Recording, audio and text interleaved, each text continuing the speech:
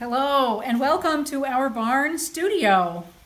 About a year ago, here at this location for Barn Fest, put on by our sister organization, Fabric of Life, I displayed that year's worth of weaving. This year, we're bringing the exhibition to you. Let's start the grand tour. Starting with these napkins, something I've made very recently. You can open one up and have a look. Little plaid napkin. And if you look at these two looms here, we have two tablecloth warps set up. So we're working on the prototypes. These two warps could be slayed two different ways, so we're actually going to be able to offer you 4 different sizes of tablecloths to go with a little napkin. And so these warps to go that we are developing, the idea is to have something to offer you that you can do at home, since we're all stuck at home right now. Weaving's a good thing to do at home. Here are some towels to go. You can slay it one way for twill, and if you slay it differently, it's nice for plain weave. This could also be a little tablecloth because it's so wide. And here's a rectangular towel, and you could weave this any number of other ways too, of course. Here's a little tablecloth that I actually did the math wrong, or I wound it wrong. The middle is too big, but it made a nice tablecloth. But I sometimes have a hard time with numbers and do a lot of things wrong. Here's another sneak preview of another way to use some of these stripes that we've been offering. It's a fabric, so I've made the stripes smaller, and you see there's 4 repeats across. Fun fabric and cotton. You could also weave a little bit of it stripy or in some other different creative way. So stay tuned for more projects coming up. We do currently have blankets available, warp all ready to put on your loom. Just a simple plain weave blanket, or this one is a twill with a few little stripes at the ends, just for some extra interest there. Those are just really fun, easy things to get and to make. Give to your friends, cuddle up by the couch. But now we're going to come over here and look at these 2 looms. This is another project that is in process of development. This is a bath set. So these are bath towels, and these are hand towels and washcloths. And if you've never used a hand towel, and well, especially a bath towel, for a hand woven bath towel, it's actually really quite effective. These are woven with a heavy linen, and they're great to use. I've been using one. Let's look at our band section now. You might recognize this band if you've seen our virtual classroom offering of designing a band, because I designed this band in that video. And I have a demonstration of weaving this on a big floor loom. See, I've got a big wad of it here. Eventually, it's going to go on a coverlet. But these other little bands are all woven on our newly designed Vävstuga band loom. Some plain weave bands and some patterned bands. This can be, it is an inkle loom, but with 2 warp beams. It has a treadle, so we've designed a treadle that you can use with it. And we've designed various patterning devices, including one that I've used on this band and also this band, where it makes the pickup actually quite easy. You just pick it up with a knife, and I'm very excited about the new development of our band loom. And you'll be seeing more about that on the website later on this summer. So stay tuned for that. Now we're going to go to some more blankets, in fact. We mentioned our Barn Fest that Fabric of Life has every year, except for this year. Hopefully we'll have it next year. This was an auction item. Not this particular one. I put 2 blankets on the loom. People could come and they could experience weaving on a big loom. So they would weave with someone who was experienced, throwing the shuttle. And a lot of people made a blanket like this together, and then we auctioned it off in the evening, and that was was really a pretty nice thing to do. We've done it for several years in a row, so people can really enjoy making the blanket, and then they try to win it in the auction. It's always kind of fun. Now here's another blanket. I wove this one in basket weave, but I wove it this way. See how narrow this is? I wove this on a narrow loom with a fold because it's folded in half. So this is double width. You can put your shuttle, send it across the top, then it comes across the bottom, back across the bottom, back across the top. And so with just a narrow loom, when you open it up, you can weave a pretty big blanket.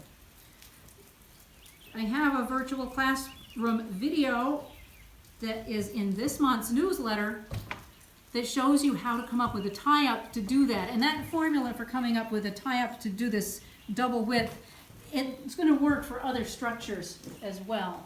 So you might want to take a look at that. Here is another basket weave blanket. This one was designed during our fiber frolic. And I just took all the gaudiest, sharpest, brightest colors I could find. I thought, ooh, this might look ugly, but I actually ended up liking it. I designed it right on the warp mill. I liked it so much that I made a second one, because the first one was also for the auction. And then I've offered this now as a blanket in a week project or class. You can come really with no experience, and you can make an entire blanket in 1 week from the very beginning.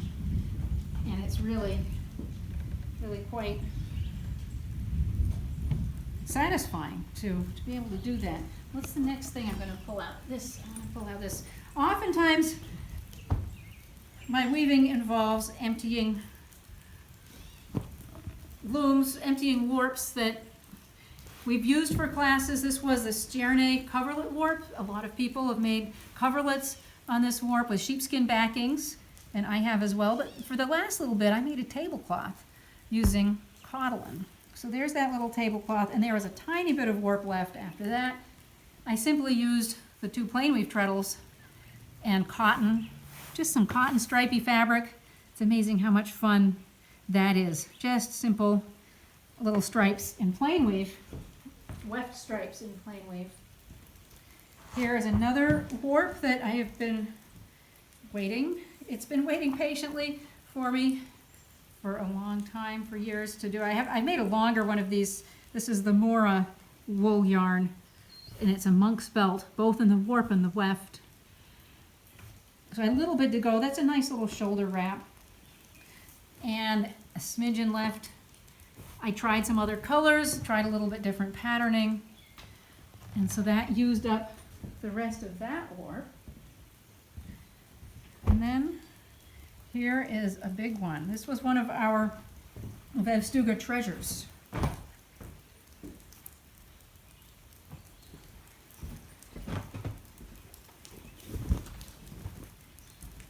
It's a big tablecloth. This was we called it our big blue damask tablecloth.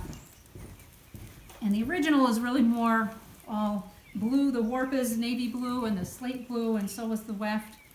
But I played around with the colors and the blocks quite a bit in this one to make this big tablecloth right at the end. And I wove it in the back corner of that barn actually last fall during the Immersion program, when this 15-week-long program had started, and they needed that loom, so I needed to get this off. So they got to witness me hustling to get that off of the loom. What should we look at next? Maybe these things. Okay. This is another leftover warp from Anna's class. Anna from Sweden, who has written the beautiful Rose Path books about pillows. So this is her pillow class. She was supposed to come this year and teach, and we're so sad that she has to stay in Sweden because of the virus. But we hope to bring her back as soon as we can.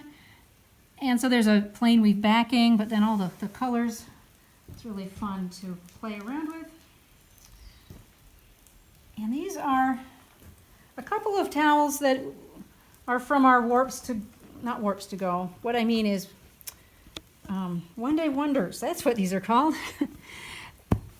And so we have some warps that are set up with just simple plain weave towels. So if someone has never woven before, just wants to come and try it out for a day and see what it's about, Tanya always puts on these beautiful warps that she designs right at the warp mill. And speaking of designing warps at the warp mill, this was designed by one of our Immersion students last fall at the warp mill. And this was part of our towel fundraiser. And so they did a lot of towel weaving as a little bit of an exchange for the Immersion class. And I got to weave the last one and follow her warp striping in the weft. It was a little bit challenging because it was a complicated stripe. So now we've talked about the Immersion class, this 15-week program. So we had 5 wonderful students this last fall for 15 weeks. First project they did was a set of towels, and I got to do 1 towel on each warp after they were done with it.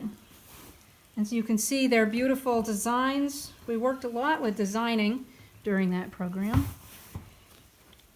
And these are some different structures. They had to weave a set of 4 towels and 4 different structures. And so I've done each of the structures, but just 1 towel on each warp. The other warps that I had them put an extra piece on so that I could weave one and keep the record of their designs and their works, or the toe tablecloths. This is number 6 toe linen, warp and weft. So they got to learn how to manage that yarn. And it's a beautiful, delicate design to start, and a really nice gradation of blocks and proportion in that one. And then big blocks and great color gradation in that one. And then skinny little delicate stripes. And they each got to weave a big damask tablecloth, 10 shaft damask, single ply linen, warp and weft. And I did, if I tip this up right, maybe the light will hit it so you can see the squares. And I changed the tie up a little bit for this one so you get the individual blocks here rather than the checkerboard effect. And so that was a nice linen tablecloth. And where are we going to go from now? Well, now we're going to go to the design class.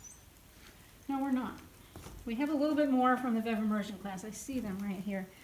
They did a rep rug, and I got a little snippet of that at the end. Look at those beautiful colors. That was an 8 shaft rep rug that they were excited to put on. And a little bit of a small-ons vev that was left over. I'm not sure about my colors, but anyway, there they are. And then a few random pieces here. This one was developing a curtain. This was going to be for Immersion, not Immersion, but my mini immersion next year. And since we didn't have mini immersion this year, I'm not quite sure what the projects are going to be for next year, but I had fun developing this. It's plain weave here in the middle. It's a warp-faced plain weave here, a weft-faced plain weave there, and that's a bit of basket weave. So it's a really interesting structure, interesting drafting experience for that one. And then a couple more plain weave kind of things. This is a project that my teaching apprentice, Eva, has been working on with me this year. She hasn't had too much chance to apprentice teach because we haven't had classes, but she's filming right now, so she's taking it all in. These are both a kind of plain weave, weft-faced striping. This is the same warp. If you look at the fringe on both, you can see that it's just multicolored. It's just hidden. This is 8-2 cotton, all covered up. But this is 1 thread per heddle, so you see it's a delicate little pattern here. This is 3 threads in 3 heddles, but on 1 shaft. So it's 3. The plain weave is doing 3 and 3 and 3 and 3 in the warp, so you get a wider float there. And so it just has a very different look. We are working on weaving everything in my drafting book just to get the experience and to have some good samples for teaching. And so these were early on in the drafting book. This is just more plain weave yardage. I weave cloth to make my dresses out of, and I usually have a hand-woven dress or something on when I'm teaching. A long time ago, when I was getting rid of all this cotton flake that I used to use in my production weaving, I realized I was sad to be getting rid of it, and I had all these designs and windings that I had made from it. So I wound about 20 warps about 13 years ago, and I've been working my way through them. This is one of them. I'm a little more than halfway through those 20 warps before I got rid of a lot of that yarn. That brings us to the design class. So this piece here, for those of you who were in the design class earlier this year, if you remember, I demonstrated at the mill how to wind a warp with a cross at both ends so you get this symmetrical pattern, and I was just making it up as I was going along, showing different tricks about holding multiple threads in the hand and doing weird things at the cross. And I had no idea what I was making. I had no idea how wide it was. I didn't know what it was going to look like. But here it is. I actually like how it came out pretty well. People were telling me, oh, more blue. Oh, take the brown now. So it was kind of a joint effort doing that. That was fun. This is a set of napkins. If I open them up here, you can see they're all kind of coordinated color-wise. These were 3 different warps, and they were painted stripes. So we did some painting of stripes, and once you have a stripe, you can do so many things with it. But first we picked a color palette.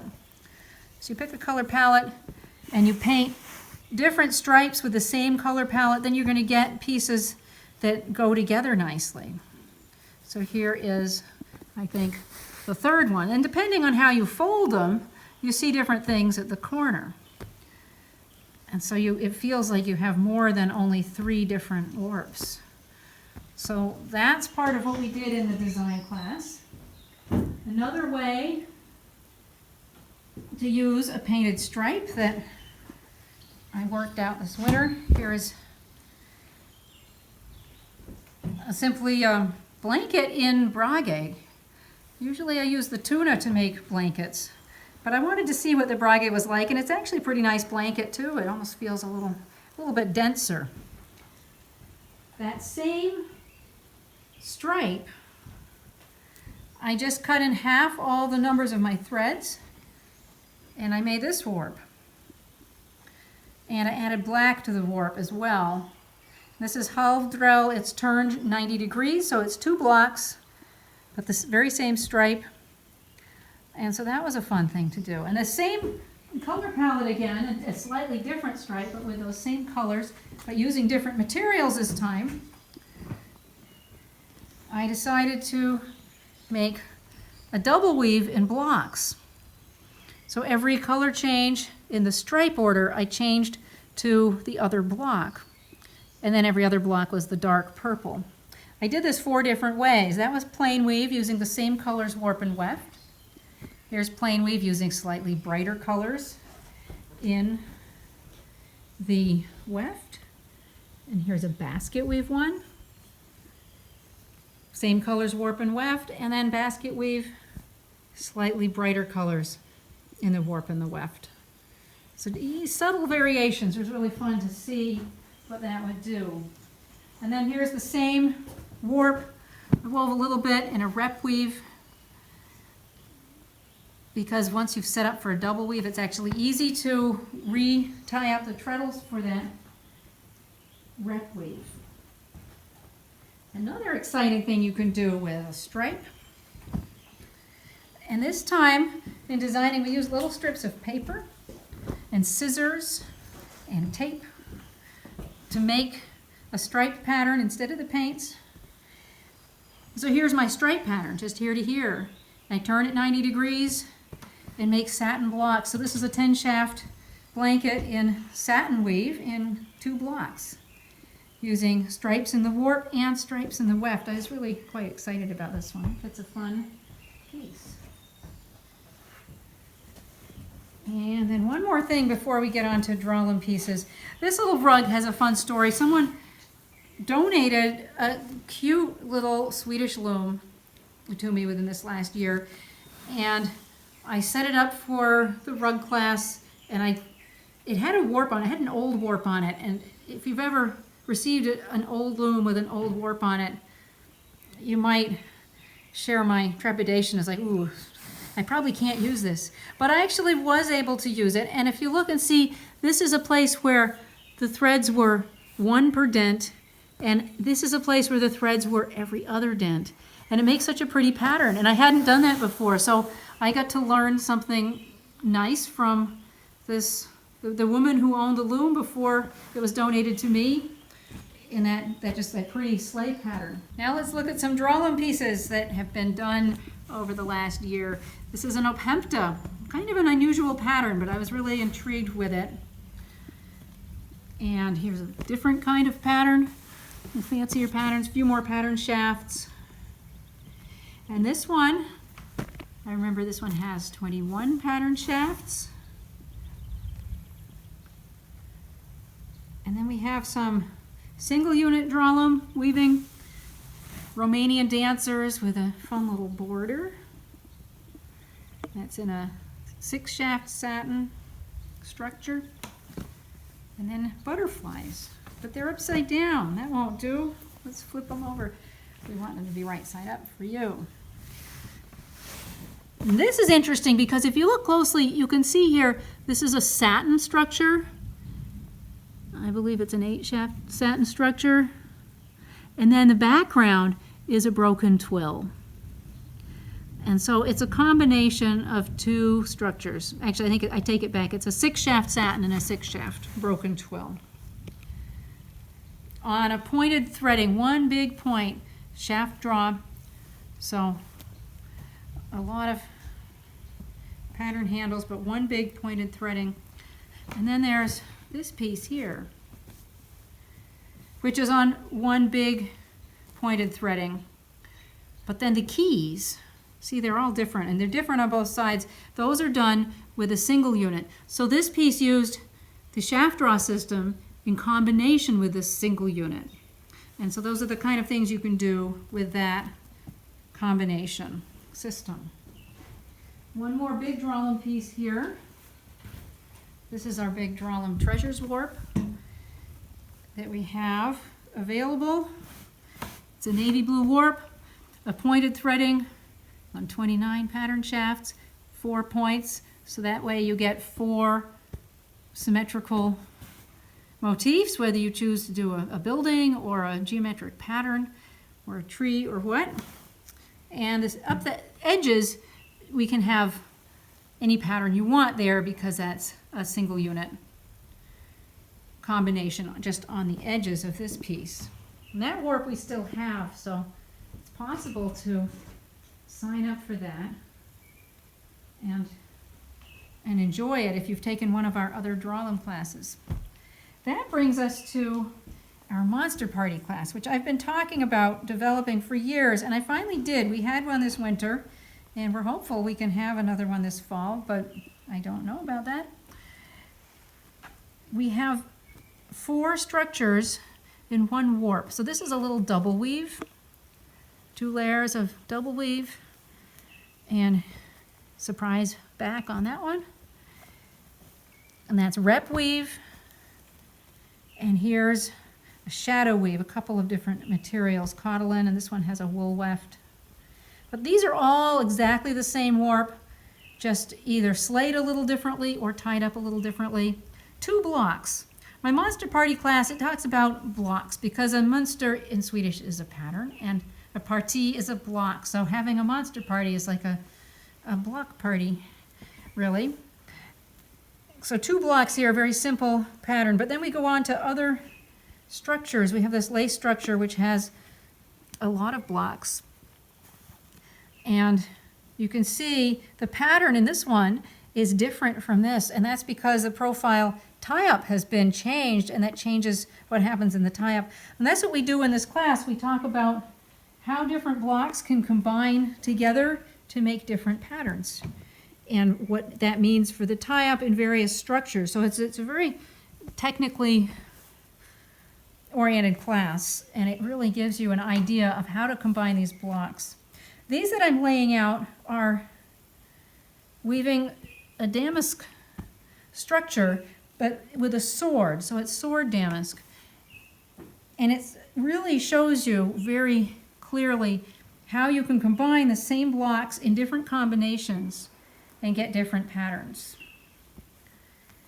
So you can see these are all very different looking patterns, but they're the same 5 pattern shafts at the back, and it's just combining those blocks in different ways that can make all of these patterns. And there are some different structures here too, because you can change the pattern block combinations, but you can also change the actual structure. That's a twill, there's a broken twill, there's a satin, this is a satin, a different kind of broken twill. This is a broken twill and a straight twill combined, and a satin. So there's a lot to dig into there and learn. This class included a little rug project, but actually the class did little ruglets because that's all we had time for. But this is a 3-block taquete. The tie-up can be changed so you can combine the blocks differently, so that same warp threaded the same way could give any of these patterns just by messing around with that profile tie-up. And so you can see we talk about that a lot in the Monster Party class. One other project in the Monster Party class are these pillows. And these were really fun. They were quite popular. And look at all the different patterns. We'll try to prop them up here so you can see them. You can see how the centers all vary. And again, that's changing the profile tie-up. And in this case, it's just changing a little bit of the physical tie-up under the loom to get a really different pattern. These finishes on the pillows and the backings, this has little buttons and leather corners. A friend of mine just did a marvelous job sewing these pillow covers together. This one's got little ties and ribbing on the back. But you can look at the variation of these patterns too. Oh, this one has a nice fringe. These pillow finishes are in our Vävstuga press book called Heirlooms from Skåne. And look at the little ball ends. And so I asked my friend to use all these different finishes. Look at little tassels with balls on these pillows. What have we got back here? Some nice buttons and tabs. And so that's just a look at all the variety of those patterns in the middle, just from changing little things in that profile tie-up. So we hope you've enjoyed this little visit. I've enjoyed it. I miss all of you. And we really hope that you can come and visit us again as soon as possible. Thanks for watching.